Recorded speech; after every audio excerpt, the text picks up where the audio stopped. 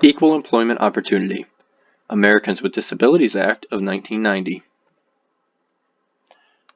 Equal employment opportunity provides all individuals with equal chance of employment. There are 14 major EEO laws and regulations. The government is responsible for investigating and resolving complaints, gathering information, issuing guidelines, and monitoring hiring practices.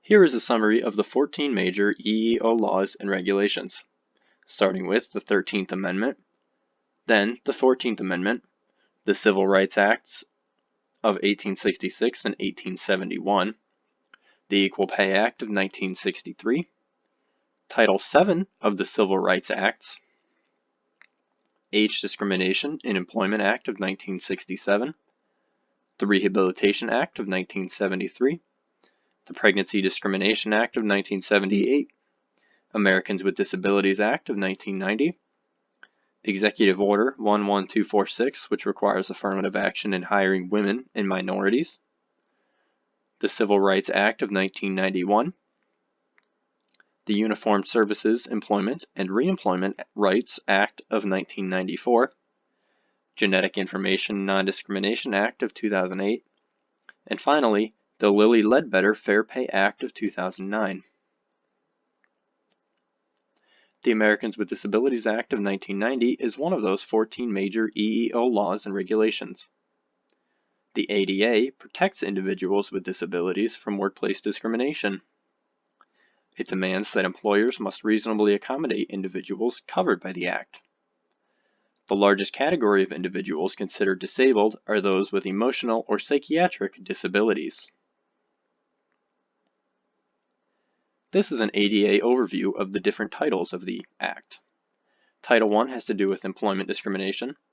Title II is state and local government. Title III has to do with public accommodations. Title IV is telecommunications, otherwise known as every state must have a message relay service. And finally, Title V, which is for miscellaneous provisions. Here we see the ADA Title III lawsuits in federal courts from 2013 to 2016, which are on a steep rise. In 2013, there were 2,722 lawsuits in federal courts. And last year, in 2016, there were 6,601, which is a 37% increase over 2015. What is considered a disability? The definition of a disability, according to a court, is any physical or mental impairment that substantially limits one or more major life activity, or a record of such impairment, or being regarded as having such impairment. Here we see a breakdown of the major disabilities filed. Number 1 is the emotional and psychiatric disabilities with 23.8% of complaints. Number 2 is other with 21.9%. Regarded as disabled is 11.4%, followed by back at 9%, non-paralytic and orthopedic at 8.8%, record of disability with 6.6%, diabetes at 4.7%, cancer at 3.7%, heart and other neurological both at 3.6%, and finally hearing at 2.9% of complaints filed. The case Sutton v. United Airlines is one of those cases filed under the ADA for discrimination. Karen Sutton and Kimberly Hitton, the Suttons, were identical twins who both suffered from acute visual myopia, otherwise known as nearsightedness. The Suttons brought their case forward after United failed to hire them as commercial airline pilots. United did this because their eyesight was below United's standards for airline pilots. The Suttons' vision was correctable with glasses, and both were able to function normally. The Suttons claimed they were disabled under the ADA because they suffered from physical impairment that substantially limits major life activities, or they were regarded as having such impairment. Thus, they believed they should be hired because their disability was able to be corrected, and United's dismissal of their applications were to be filed under the ADA because they believed they were being discriminated against. This case raises two unique questions.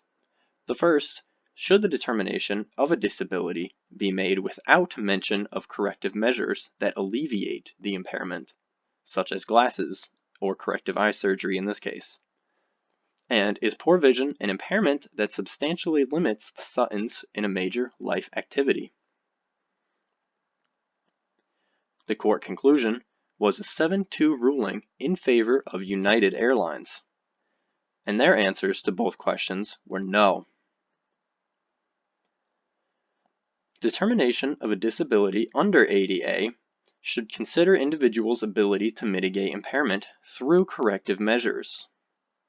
The phrase, substantially limits, requires consideration of present, not future or hypothetical impairment. The ADA calls for individual assessment of impairment. Before this case, Congress had determined that around 43 million Americans were considered disabled. Had Congress meant to include individuals who had correctable impairments, such as the Suttons with poor eyesight, that number would be considerably higher, and this was a partial reason for the court's decision. Was the ruling just? Under ADA, it is assumed that work is a major life activity. Thus, if one is disabled and cannot complete it, they are considered disabled and protected under the ADA. Poor vision cannot be a substantially limiting impairment because it only barred the Suttons from the job of global airline pilot and no other position in the aviation industry. In conclusion, the Americans with Disabilities Act of 1990 protects individuals with disabilities from discrimination in employment. The Sutton twins believed they were considered disabled and wrongfully dismissed by United. The federal court ruled otherwise, stating the sisters were not technically disabled. Thank you.